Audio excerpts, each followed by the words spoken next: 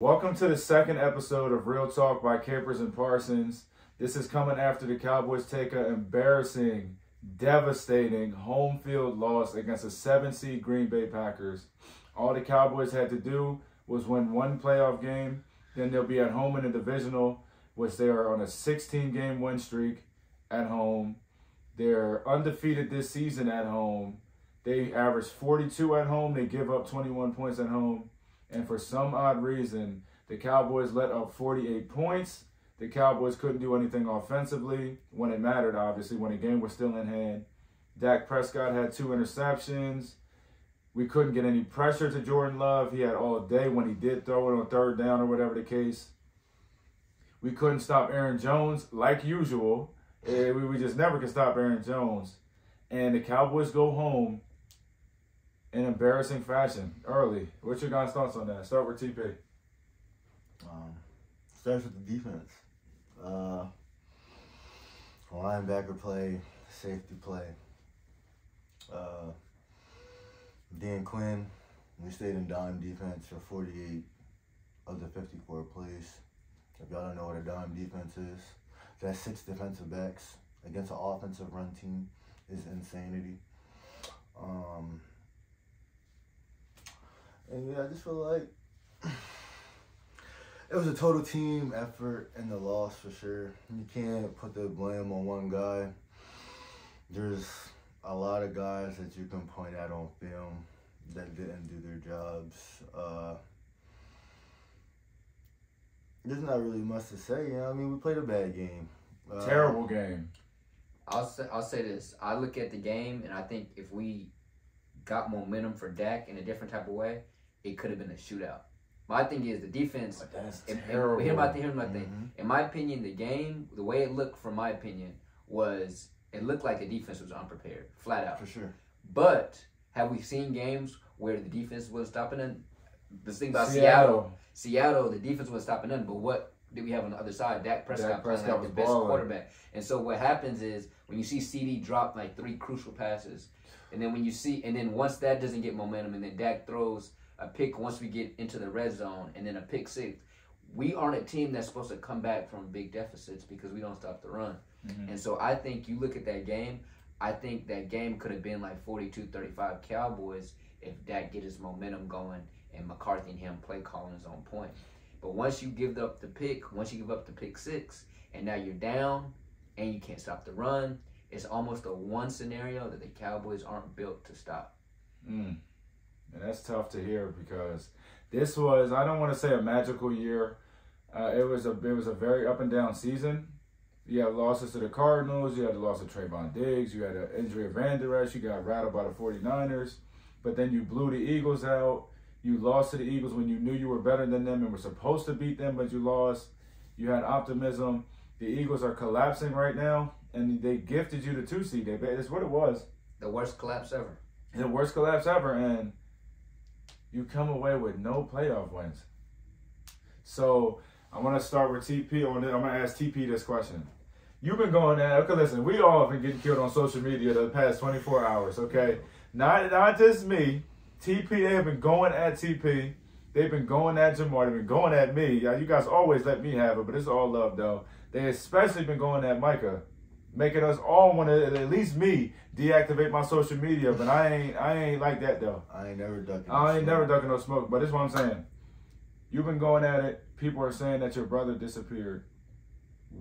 Defend your brother in front of the world. I mean, I don't really got to do too much defending. If you watch football, you're high IQ, you see what's going on, then you know that it takes 10 other guys on the field to want to play and be where they need to be, fill the gaps that need to be filled. Like, run gap responsibility, that's things that we learn in Pee Wee football. In high school, we learn how to read linemen. And when the lineman pulls, we know how to, we learn all of these things, high school, college, to help us see the run, fit the run, play better defense. This is all things that we should be learning, not in the NFL. Like, we're in the NFL now. We should not be over here when the play's over here. And oh my gosh. You know what I'm saying? Like, if you look at the film, you know bro. what I'm saying? Like, it's just things The that... film is so ugly. Yeah, it's just things that, like, just can't happen. Like, we're just, as a defense, we weren't seeing things properly whatsoever. And, you know, when one guy sees it and 6 other guys don't see it, that one guy who does see it is probably getting caught on a block that should have been meant for somebody else, but they weren't there. So, you know what I mean? That's why, like, you can't really blame one person. You can't, just because he's the best person that we have on our team, tell our coach to put that man in positions to win. Oh, yeah. Offensive run team. Yeah. There's no reason why Micah's not in the middle of the field. 80% of the snaps, first and second down. Third and long. You know where to put him. You know what I'm saying? Or, you know what I mean, give him an option. At linebacker, you can still blitz the quarterback. You're right over the center, you know what I mean? You can basically pick a gap at linebacker, you know what I mean? You're kind of free. I would give him that leeway, okay? If it's first, second down, you're at linebacker. If they drop back to pass, go. If they run the ball, you know where to be at. You know what I mean? It's just, it's simple things that you could do for him, knowing the type of a caliber player that he is. That can help your defense when you have holes, especially at the linebacker position when you drafted him as a linebacker.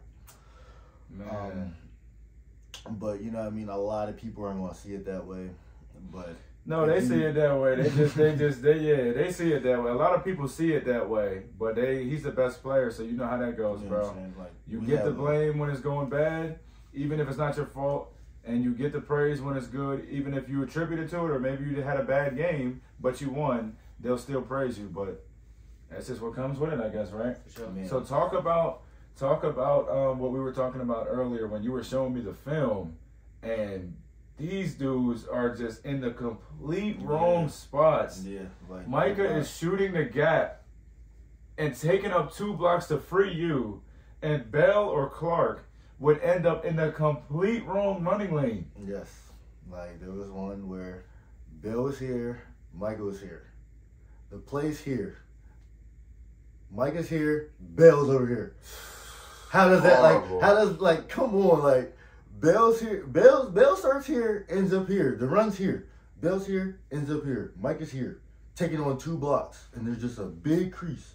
You know what I'm saying? It's just, like what I mean, when people aren't in the right spots, things like that happen. Like, the defensive line, they're supposed to have gap integrity too. They're supposed to eat up blocks and make sure certain gaps don't get penetrated, just so that the linebackers are able to fill those open gaps where they're not at. And there was just none of that. None of that. That's terrible, you know what I mean? bro. We get blown off the ball. It was just, we just looked real uninterested. But how, like, it's Real a uninterested. playoff game. You have to get up for it. Go ahead, Jamar. You got to ask yourself, though, like, you look back, we've won, 17 games at home in a row or something insane? 16 games. You got to ask, were we underestimating? You know what I'm saying? Because I disagree. But go ahead. You're asking. I'm not You're not saying it. You're asking. I'm not saying we were, but it looked as if we weren't prepared. You know what I'm saying? Yeah, prepared. I don't want to say underestimate though. If there was any type of underestimation, it was on the coach's standpoint because of the Packers. No, on us. Oh, okay. The coaching on us. Yeah. On our coaching because to be in a dime defense with 6 DBs on the field for 90% of the game, when you know that they want to run the ball, is crazy to me. I mean, they come out at halftime. They cook both ways though. They cook passing and running. But it was third down. But you know what I'm saying. But listen though, a lot of those passing plays came off of play action. Sure. Why? Because they were effective running the ball. You know what I'm saying? And we could not get pressure. You know what I'm saying? So it's just like, when you can't stop the run, everything's open. Because now it's just like, what are you gonna do? And then I had some defensive criticisms also. You know they're gonna run the ball. You can't stop the run. Jordan Love, I'm not talking about the play action. Now he's right. They were play action because they were running the ball effective. But as far as the straight drop back passes, rushing 4 clearly wasn't working. We were not getting home. Yeah, and if somebody did, we had zone, and if somebody did get close to him, he would step up.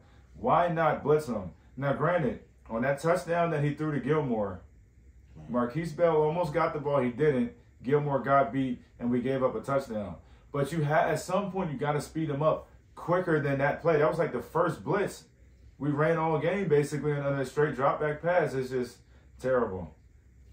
So my next question is against a team who already struggled to protect their quarterback. As it is. Yeah, so keep them under fire. Coming into the game. Of course, but once you know that it's not working. It was already shown that we should be able to get pressure on. Absolutely. But once it wasn't working, you have to adjust. Here's a question, though. Have we come back at any point this year and won a game? No. Like, I feel like every game we've won, we've dominantly won, or we've just badly lost. So we never been in games where we had to come back. Seattle. But were we Seattle really was down? on. Yeah, we down. Yeah, we was down. That was the only game for us. Seattle Dak was on. played perfect that game. Like, that was the best game I've ever seen Dak play. But that showed you the leaks of the defense. I mean, the defense showed you who they were the whole season. Absolutely. Especially with not being able to stop the run. And that's why in a playoff game, I was hoping the whole year, you know what I mean, they were saving their best for last. I was hoping, you know what I mean, we come into the postseason and we have a plan on how we're going to stop the run. And I was hoping it involved a whole lot of Micah being a linebacker. And they didn't do it. So it's just like, you know what I mean, when you see these things happening over and over again and you just think, oh, it's just going to fix itself, that's crazy to me. You know what I'm saying? I understand you're trying to let people get experience and things like that. Mm-hmm. But when it's not working, it's not working. After the first drive, you should have scrapped it. Yeah. You know what I'm saying? It was too easy the whole game. Okay. Now, we talked about the defense now. Let's talk about the offense, specifically just offensively. Thoughts? Any thoughts before I go? I wasn't too... I wasn't upset on the 7 offense. points at halftime. How you not upset? For a reason.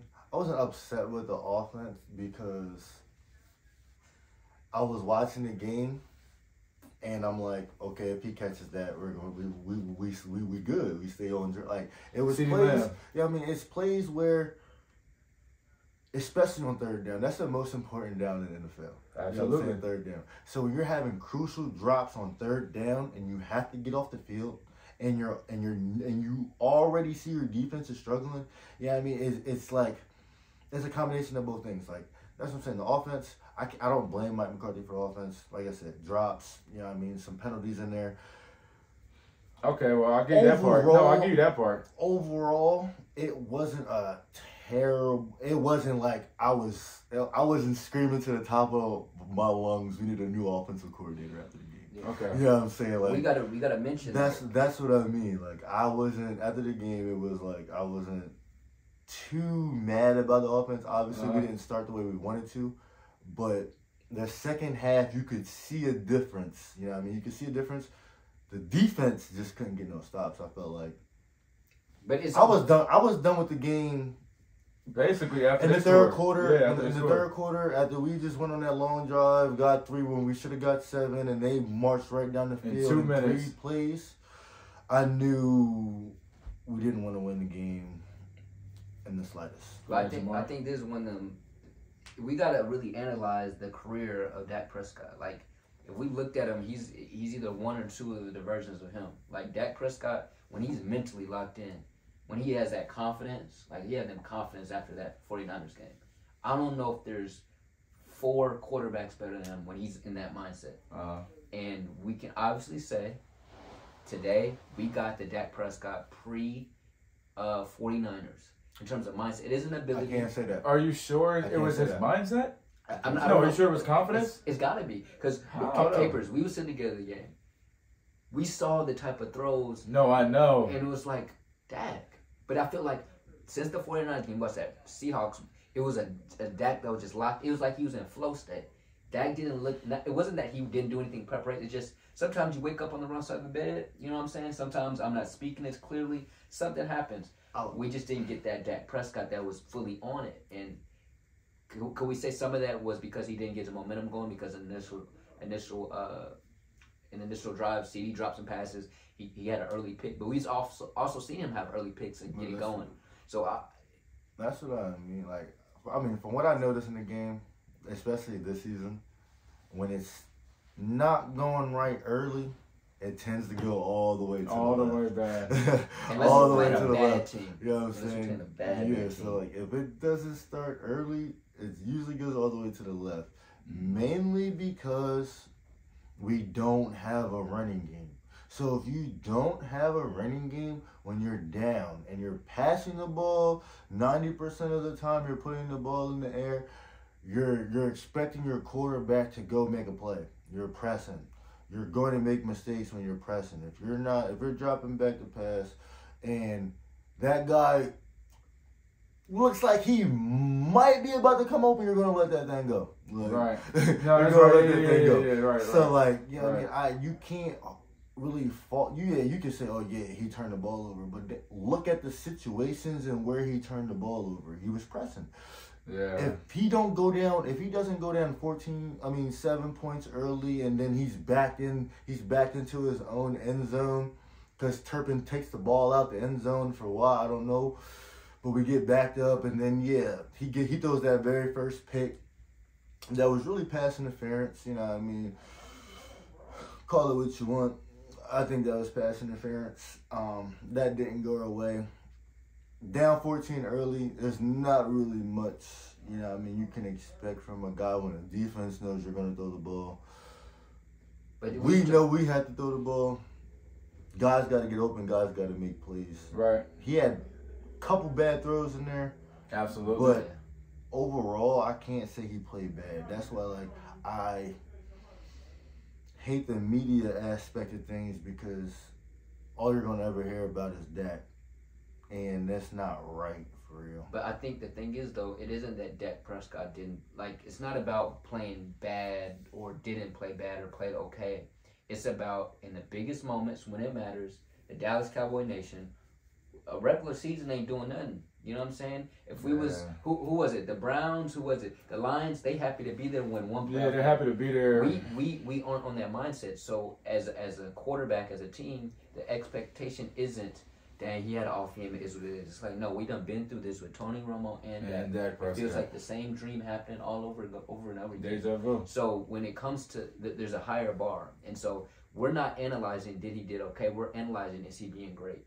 Because when Dak Prescott doesn't wear a hat at the NFC, at the last game of the season, the NFC and he says, I want some more, not only is he saying the expectation, but we also want the same thing. And so I think Dak Prescott would appreciate us holding him to that high center too. Okay, that's a good point. I'm just saying it takes all 11 guys. Oh, 100%. Offense and defense, all 11 of them guys. But when the team has 2 picks early and a pick 6, it's hard. Yeah, because you got to think again. Pick in their territory. The defense is backed up against the 20.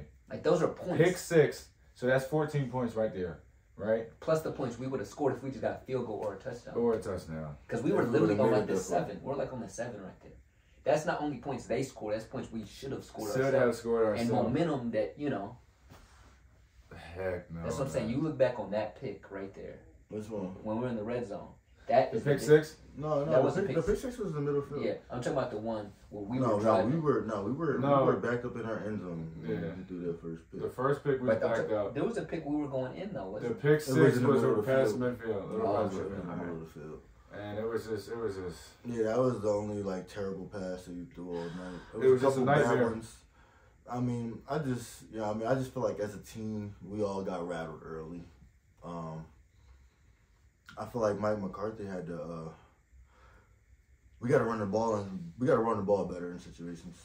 You know, it's a good question. I really think about it. You know, we talk about the Cowboys not showing up on the road, right? Maybe it's not a difference of it being the home or the road. Maybe it's just when the pressure's on the most. You know what I'm saying? Like road games is when there's the most pressure because you got them in your face. Playoff game, maybe it had nothing to do at home. It's just when the pressure's on. That's when they tend to fold. Because this was a home playoff game. We're all there. White out. If we're gonna say that, I mean, a lot. For me, most of the games that we lost this year, we were outcoached. Like what? We were outcoached first, and then the 49ers game. The 49ers game. We were Cardinals game. 49ers game. Cardinals game. Bills game. I give you Bills. Even the Dolphins game. Absolutely. Outcoached. We were outcoached early, and then the outcoaching turns into outplayed. From what especially like on the defensive side of the ball. When you come into the season and you're supposed to be a historic defense, a defensive team, and we come out, we look good for 2 weeks, and then you start seeing, oh man.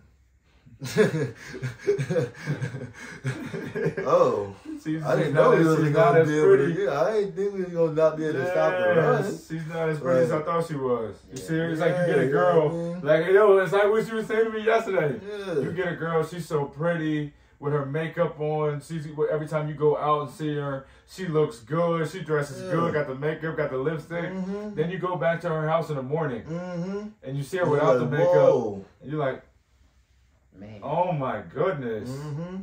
This is not what I thought it was at all. That's the Cowboys defensively too. Especially. Sometimes depending on absolutely. the it depends. Absolutely, but depending on when game plan want to come with a good game plan. That's or depends if we up. Because again, like I say this all the time, if we up, the team can't run the ball. If we up 14-0 to begin the game, they can't run the ball. I mean, they gotta throw it. But you know what I'm saying. But yeah, I know. I know what you're saying. Yeah, I definitely know what you're saying. But it's just like that's why we blow out teams because when we up, you really can't. It's hard for you to just. So we just keep doing what we good at. Yeah, man. Okay, so I have a question. I'm gonna go first. Now that the season is over, long off season, man. It's gonna be a long. We don't see Cowboys football until August. I don't even want to think about Cowboys football. What would you guys do if you were the GM? I'm talking about staff to players to NFL draft to free agency. Now, I said I'm going to go first. Me personally, after seeing Dak, and I don't like to talk about people's money. Best believe me, I don't. Yeah.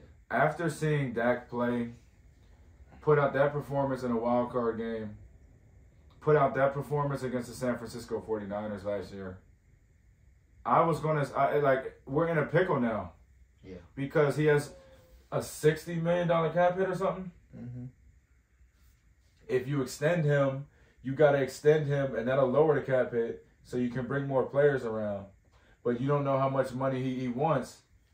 I don't know. I'm torn whether to get rid of him, and I don't want to.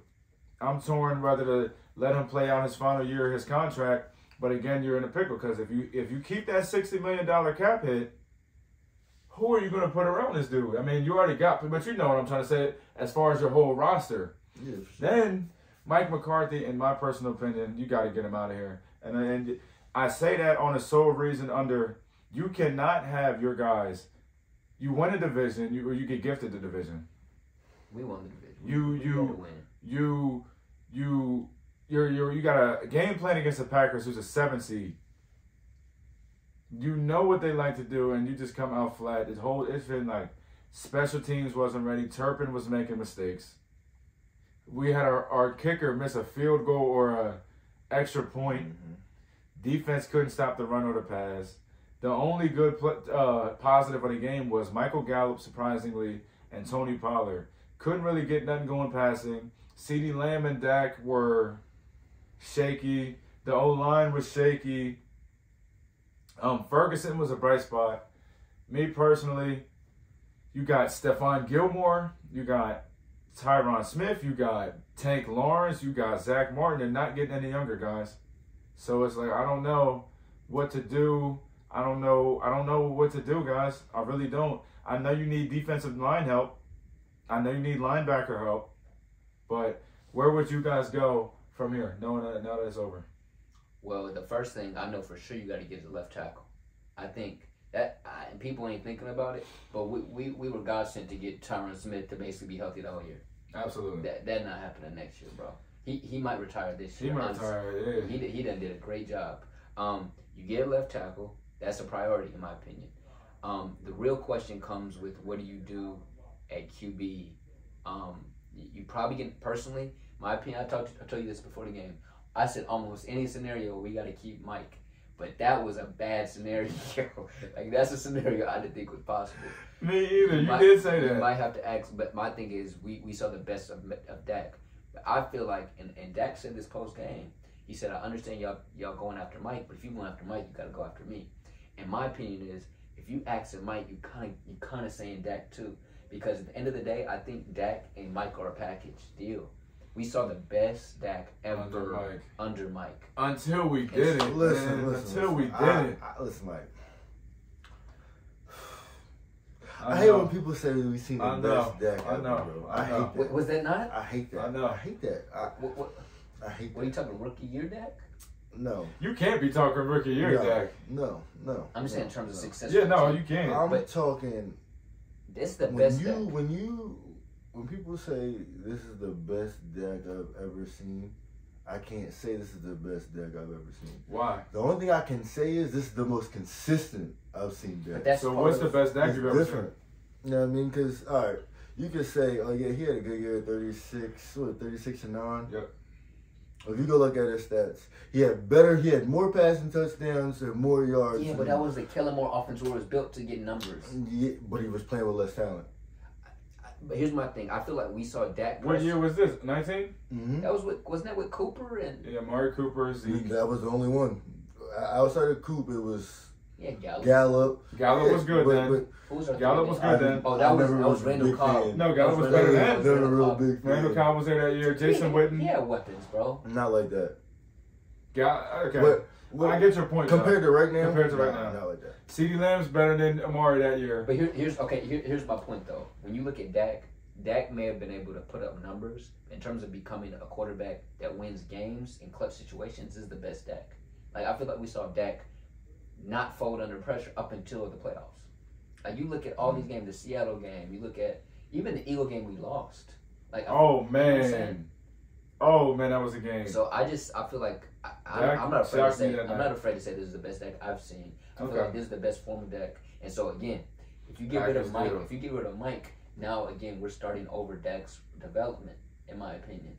Okay. And so you look what happened to Jalen Hurts this year. He lost his guy. Yeah, but the difference between Dak and Jalen, Dak is already accustomed to playing with average to below average coordinators.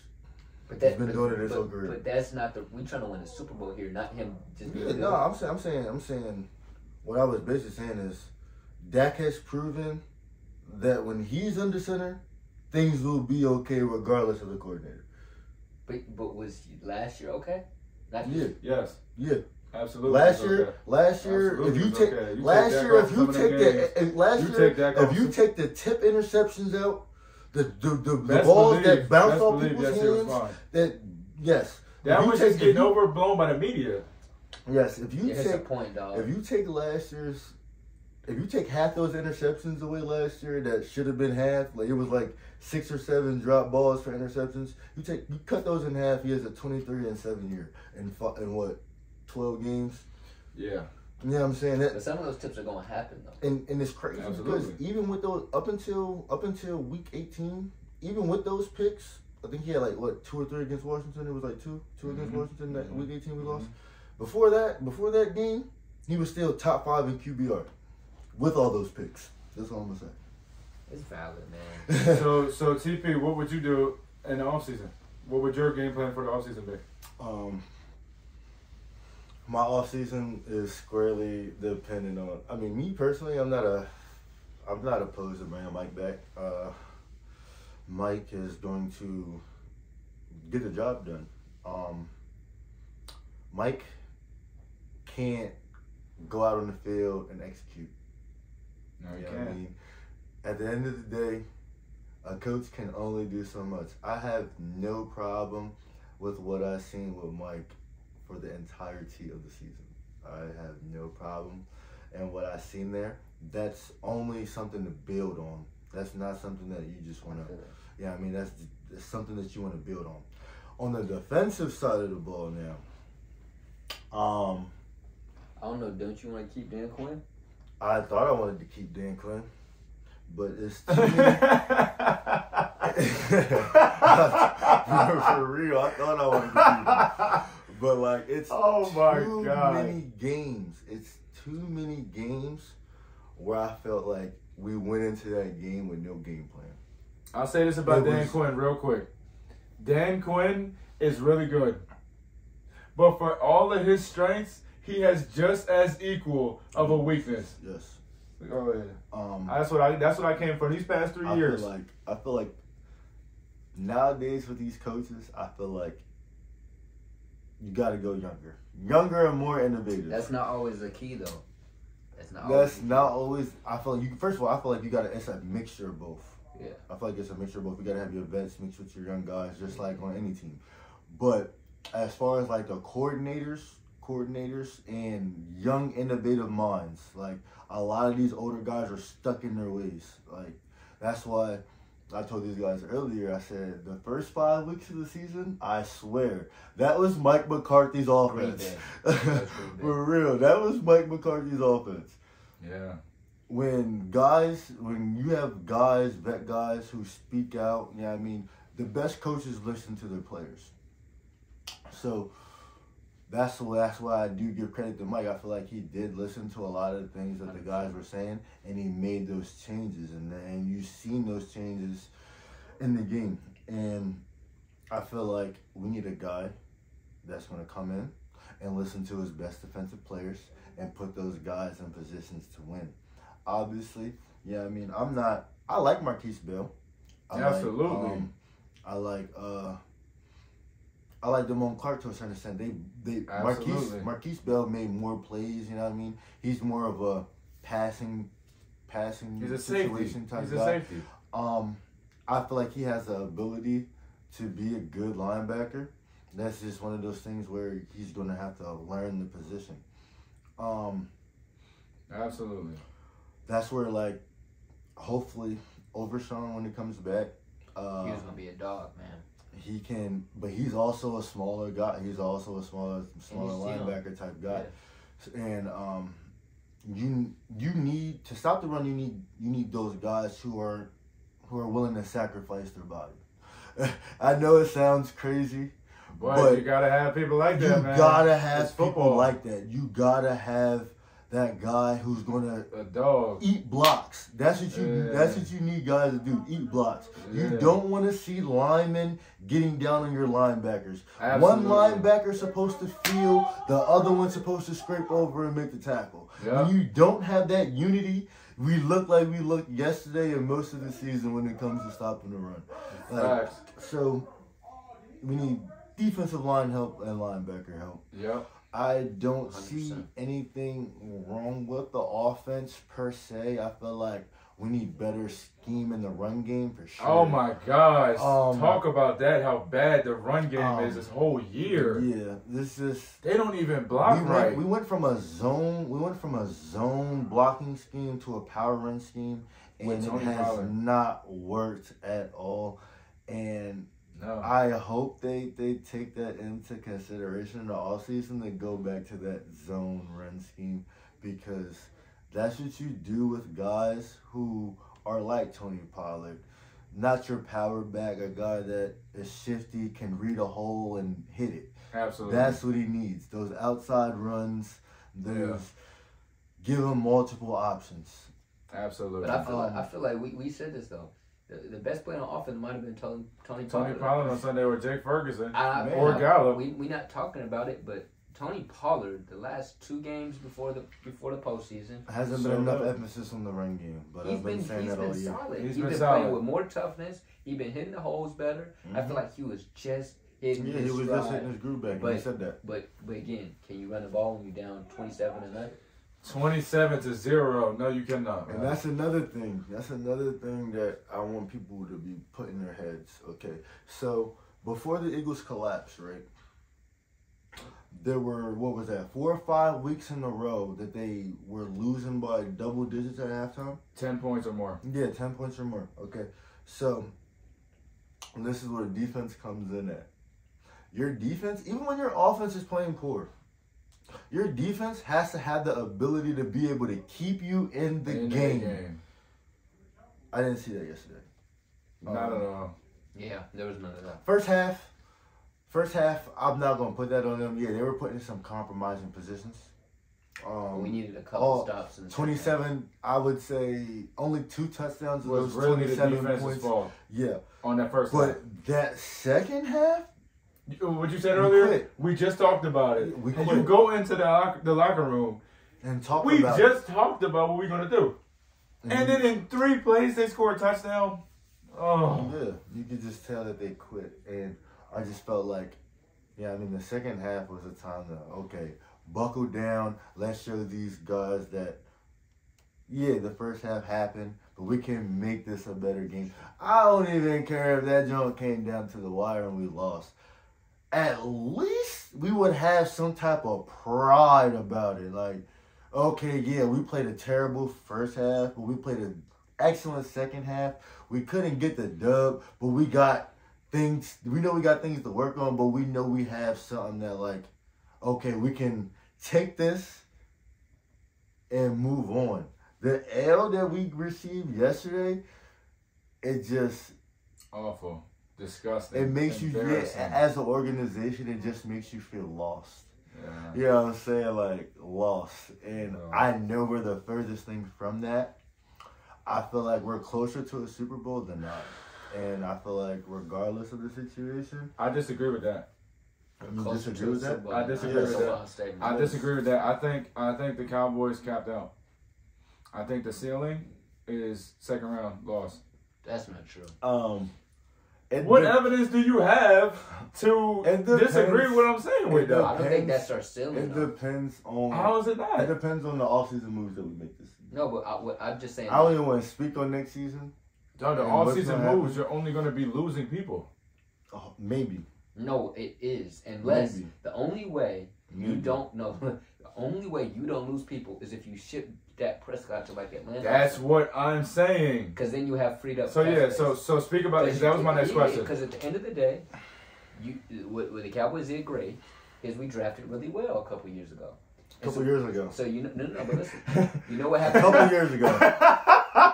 That's all I'm saying. A couple years ago. But when you draft really well a couple years ago, all these guys end up needing contracts. Talk about the draft last year. I'll talk about it. So listen, when all these guys need contracts, the money gonna get filled up, and once you've already paid a quarterback, all of a sudden you look at Cincinnati, they can't pay T. Higgins because you gotta pay the quarterback, and you only get so many slots. Absolutely. You already paid Diggs. You gotta pay Micah. You gotta pay CD because he looked like dang near the best receiver in the league the whole year, basically. And so what you gonna do? And so you gotta make a decision. Do we pay all these guys? And you know what happens when you pay all these guys? You're literally saying the only way we can make the Super Bowl, Will McClay, you have to be perfect.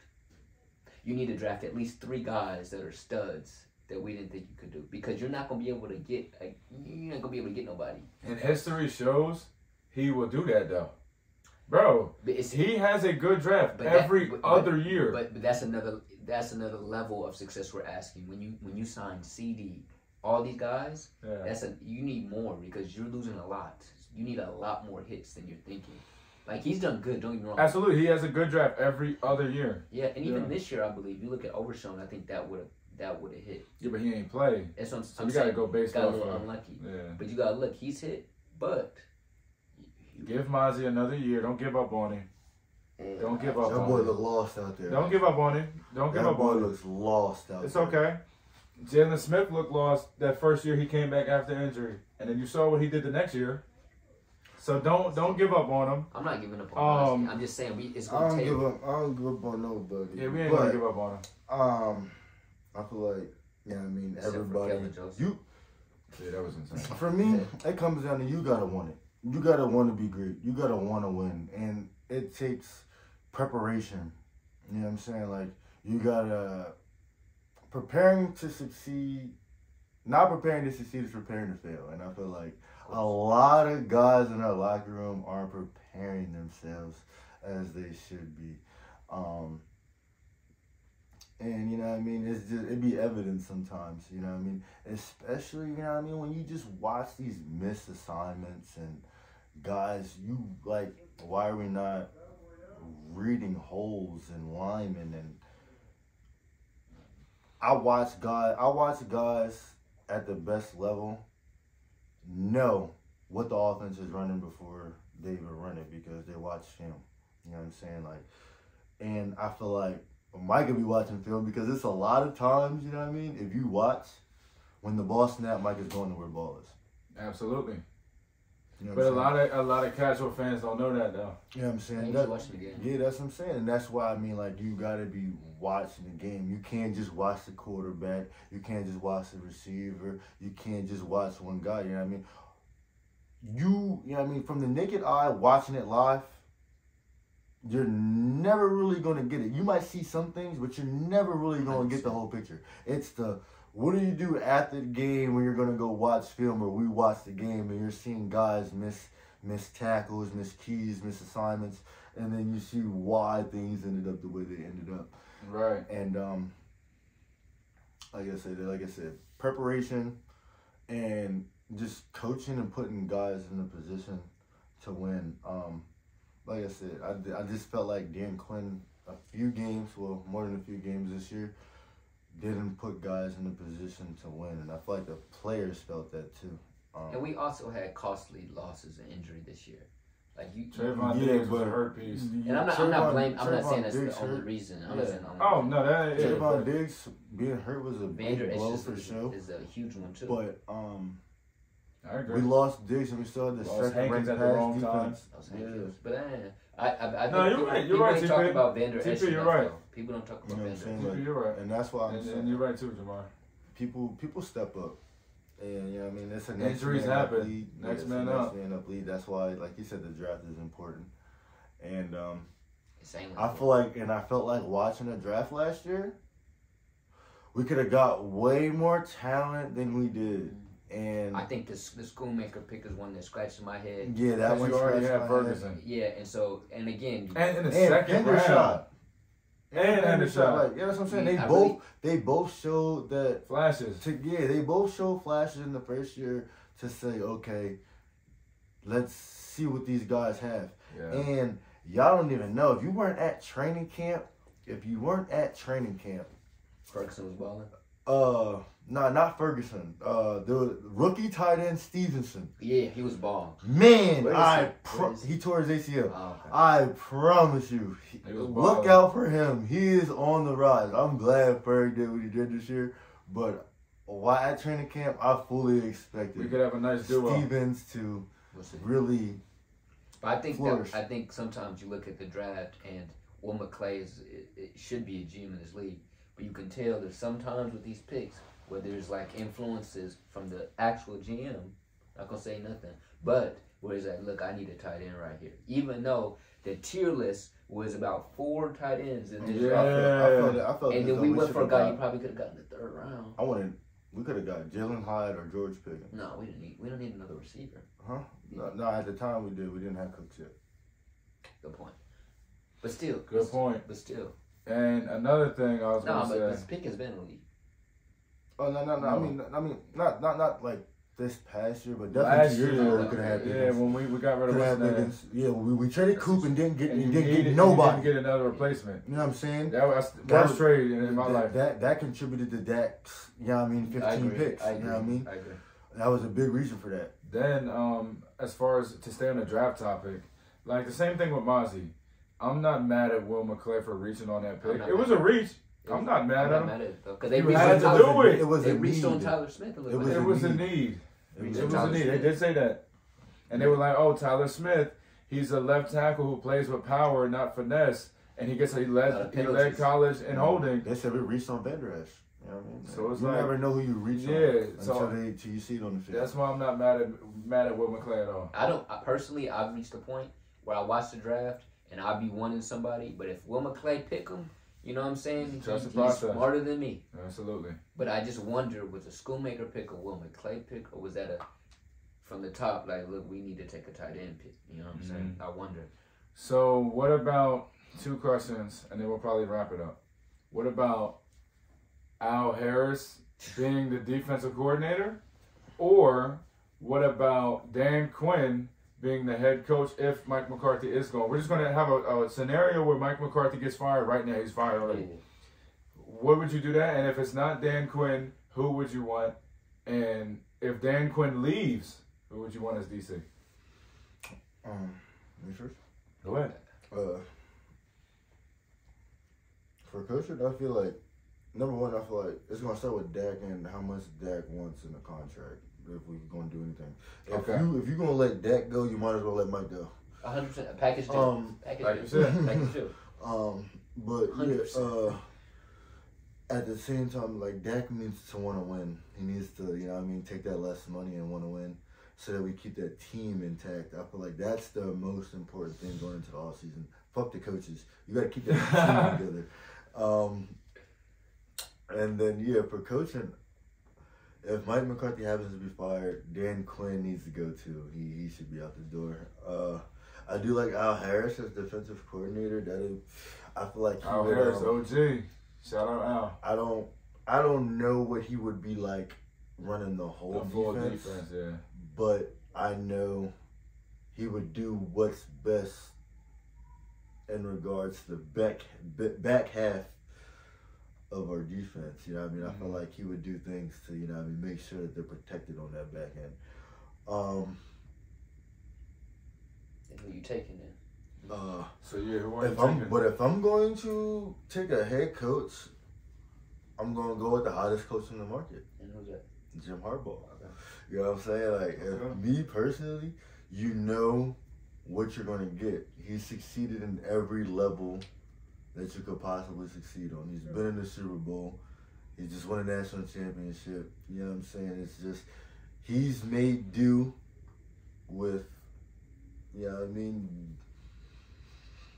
everything I feel like you need to be able to do to be successful as a head coach. Colin Kaepernick, Michigan was a poverty franchise a little bit in the Big Ten. He turned that thing all the way around. And he has a defensive mentality, and he's going to run the ball.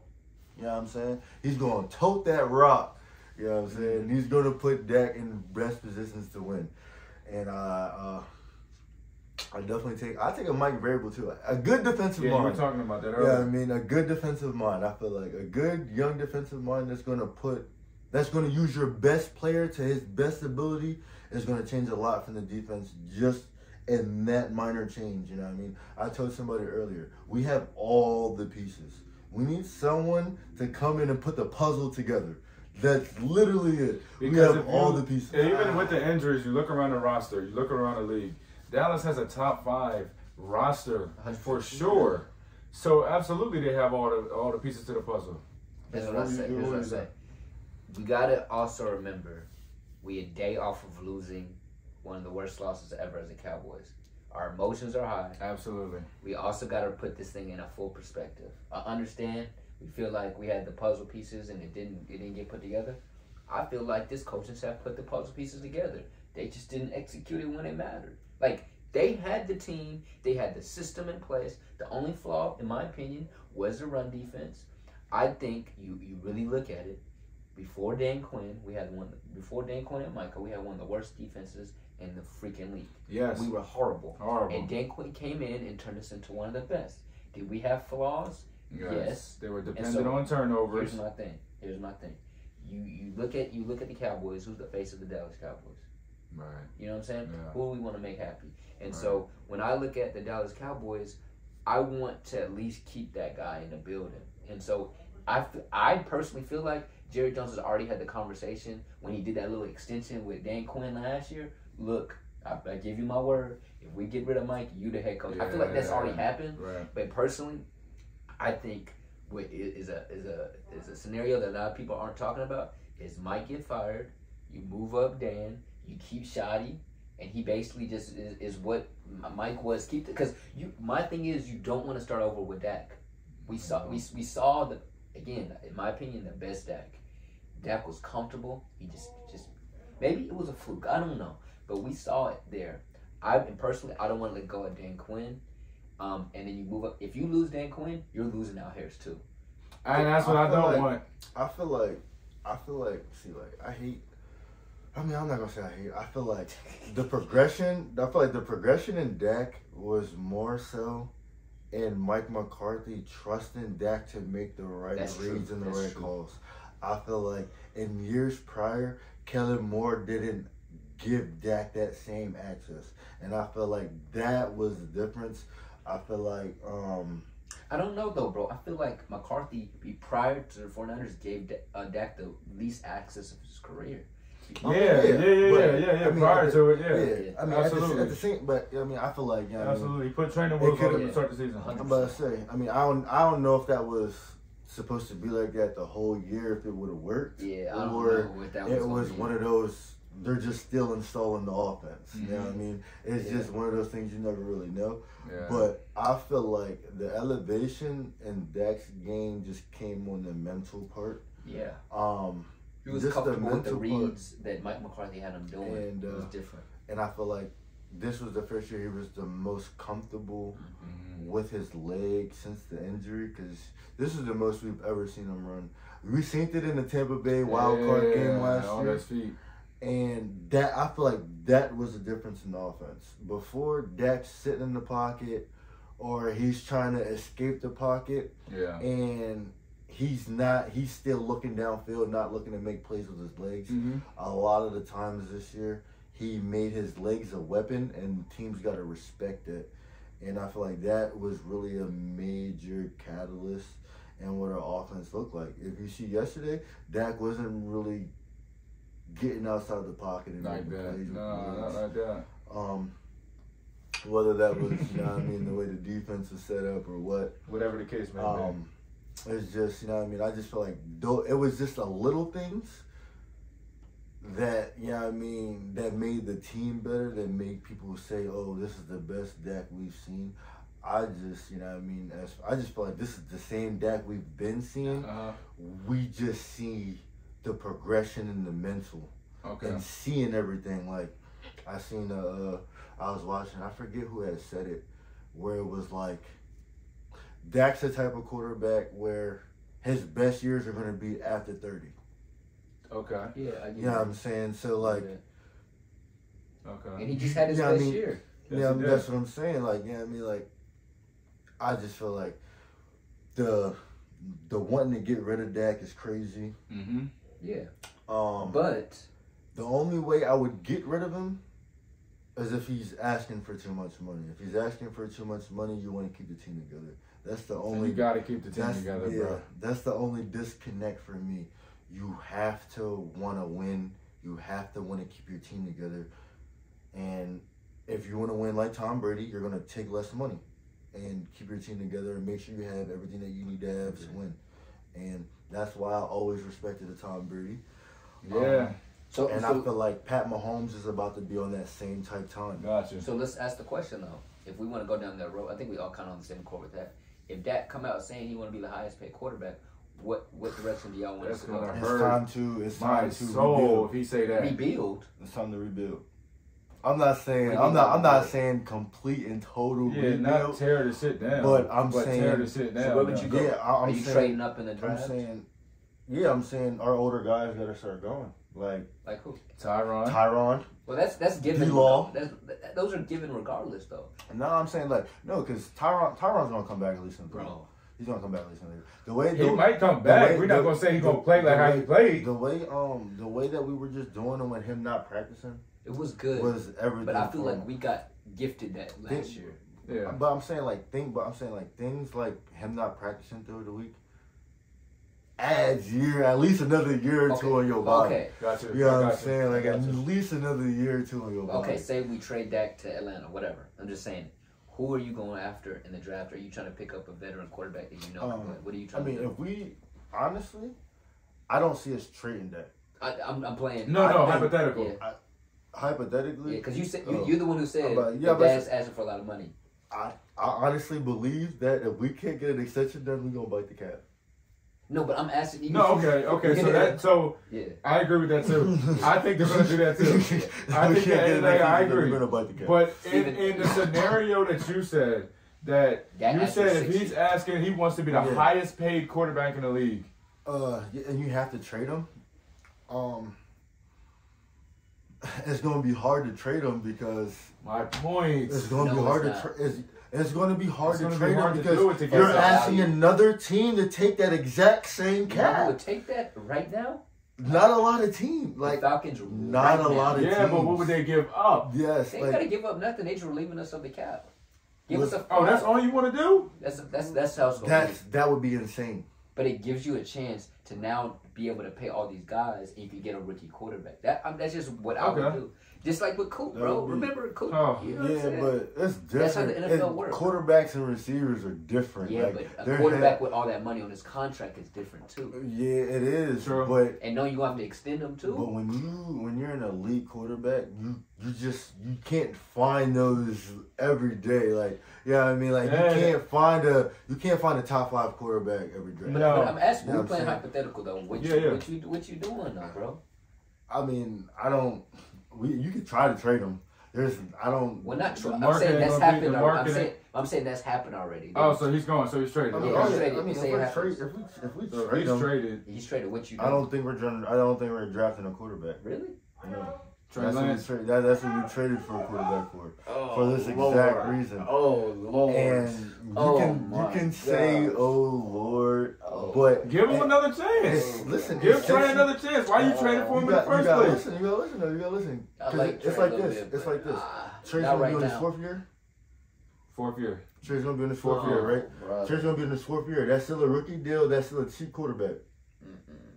Yeah, that's a cheap quarterback. That's still a cheap quarterback. You know what I would do? Don't say Cooper Rush. If you say Cooper Rush, I'm betting this game. No, you keep me out of here if I say Cooper Rush. When you open that cap space, you're allowing the team to get better 100%. Around whatever quarterback that you have.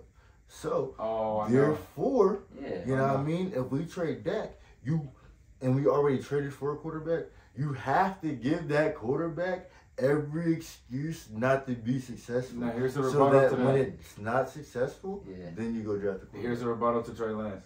They did that already. Who, the Niners? He had Kittle. Perfect. Yeah. Ayuk.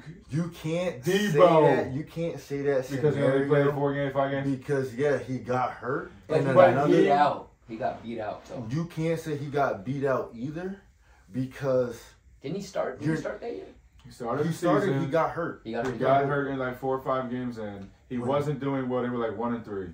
And, so and he was really like splitting reps for real. But come on now. He was really like splitting reps. But, because, you know what I mean, they still had Jimmy G. He was really still splitting reps with Jimmy G. They were just trying to get him involved because that's their first. Yeah, I mean, they just spent a lot of draft capital. Yeah, I mean. Yeah. But, at the end of the day, yeah, I mean, when you get hurt and you watch Brock Purdy coming on national television and beat the brakes out of Brady. Tom Brady. Yeah, okay, I watched that game, and the first thing I tweeted is Trey Lance is gonna need another job. it was that simple. It was just like when Tony Romo got hurt, and Dak was 13 games straight, or and he was 5-1, and then he beat Philly. It was just like there's no way you can go away from that. But here's my thing though: when we looking at a scenario where we have no Dak anymore, we need a quarterback where we can reset the clock in terms of contract, where we can have the cap space. So we don't want to get a Kirk Cousins. My thing is though, what we need is, and what we've seen in the NFL the last couple of years is, you can get a young QB and go to the Super Bowl a la Joe Burrow. You know what I'm saying? And so, but you need somebody that's an exceptional talent. Not necessarily. You can't tell me a rookie quarterback other than Purdy, which is but that was something different. Not necessarily. When your team is great around you. But it makes everything so much easier. But look at Jalen Hurts. Agreed, but I think if that was Trey Lance, he would have figured out a way. He wouldn't be sitting behind. You know what I'm saying? I feel like if we go down that route again, we're Cowboys fans. We want a Super Bowl. We need a quarterback that's capable of that. I see only one quarterback that could do that, or two maybe, maybe 3, and that's Caleb Williams. That's Jalen Daniels, or Penix. I don't see any quarterback outside of Caleb Williams. I don't see any quarterback outside of Caleb Williams. I don't see any quarterback coming into the draft better than Trey Lance. A lot of guys on these rosters. You don't think Penix would be the starter? You cannot tell me. You cannot tell me that you believe in Penix that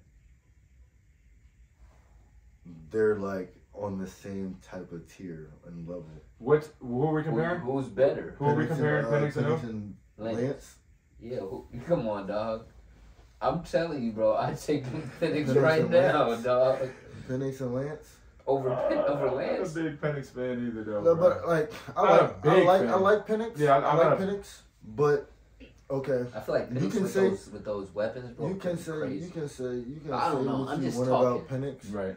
but when you, I'm not gonna say you saw who he was in the national championship game. Yeah, you can't kill him for that, though. You saw who he was. He was dang near perfect before that. What I want to say is you saw what he's gonna look like in the NFL when his line isn't good and there's pressure in his face. But that's not CJ Stroud.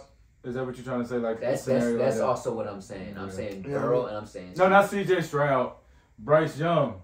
Yeah. As far as what you just said. But my point was your point was like we that. could have the next CJ Stroud. You could, yeah. That's what your point was. We get the next CJ Stroud in the draft. There's one. You know how hard it is?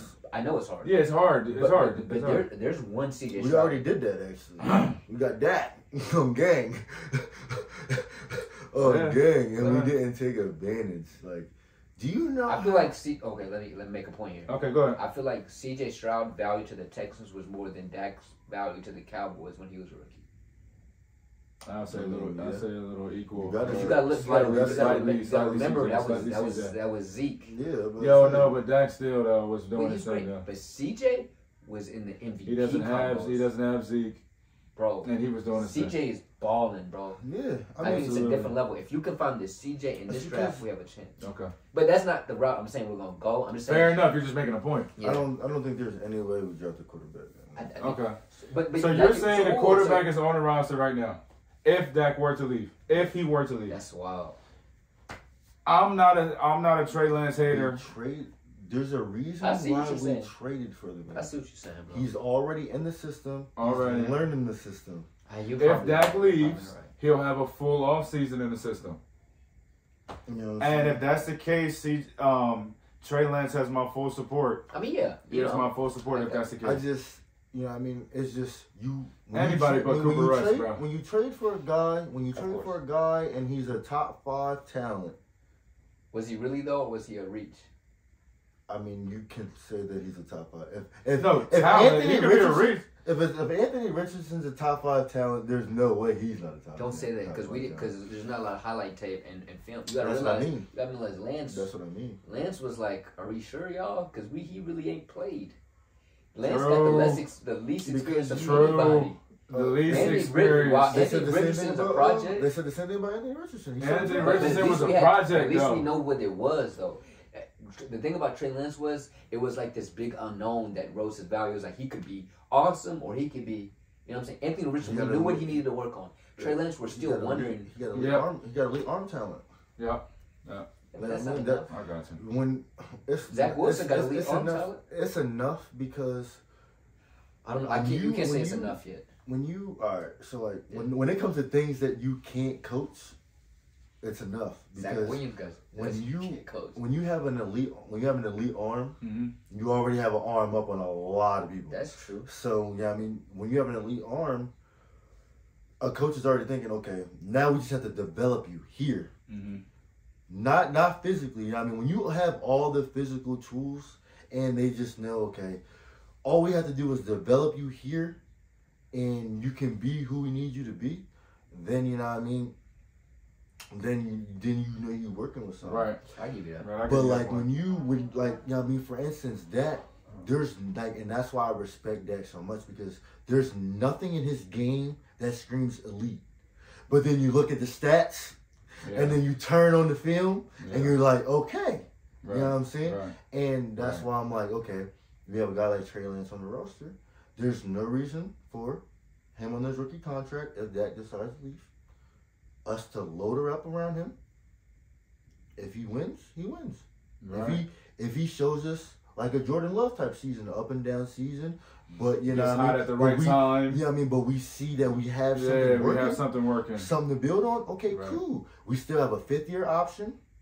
You know what I mean? You know what I mean? Okay, this is your another year. Yeah, you know what I mean? This is your and that time, you know what I mean? We have all the opportunity in the world to draft a quarterback. But right now, I feel like there's immediate needs right now. We can't draft a quarterback. My last point. At least not in the first 4 or 5 rounds. My last point with that is, this is just, when are we going to see a quarterback draft this deep? That's my only other point. Gotcha. Is Spencer Rattler in the draft? I want Spencer Rattler. You want Spencer Rattler? If he's on the board round 6 or 7, that's a guy that I take. He said round 6 though. That's a guy that I take. 6 or 7 though. That's a guy that I take. I do not want to see That's Spencer Rattler. Listen. You can round say, 6 or 7. You can say what that's just me personally watching that documentary, and I do not want to see him in the Cowboys. You can say what you want about Spencer Rattler. His first couple seasons, he was gonna be a top 10 pick. Last year, yeah, as a freshman. But like his last, like especially last season, like the development that I've seen in him lets me know that, and he has the maturity a little bit now. He's got 4 years in him, yeah, 4 years. 4. That's a guy that can definitely come in, mature and ready to play if we need it. Yeah, I'm saying like. I gotcha. And we know he has also elite arm talent. His thing be right here. That's right here. And that'd be a lot of people. Don't put that in there. I don't even want to hear that, bro. For real, like I ain't gonna lie. Like I was a big Spencer Rattler fan coming out of high school. He kind of disappointed me a little bit at Oklahoma. Caleb Williams behind you. But I'm about to say, when he came in and won the game. Came back and won the game. It's just those situations like that. You just know, like, okay, he's out of there. Well, basically, guys, the whole point is the Cowboys are a complete mess right now. Okay, the Cowboys are a mess right now. The Cowboys effed up real bad. They had a really good situation and they did not capitalize of it. Come prepared, nothing like that. So here we are. We got a long off season. We got a long way until Cowboys football until August. So that's going to be the episode, guys. I appreciate you guys for tuning in. Make sure you subscribe. I'm going to put all of our socials in the description. Make sure you follow everything. Appreciate you guys.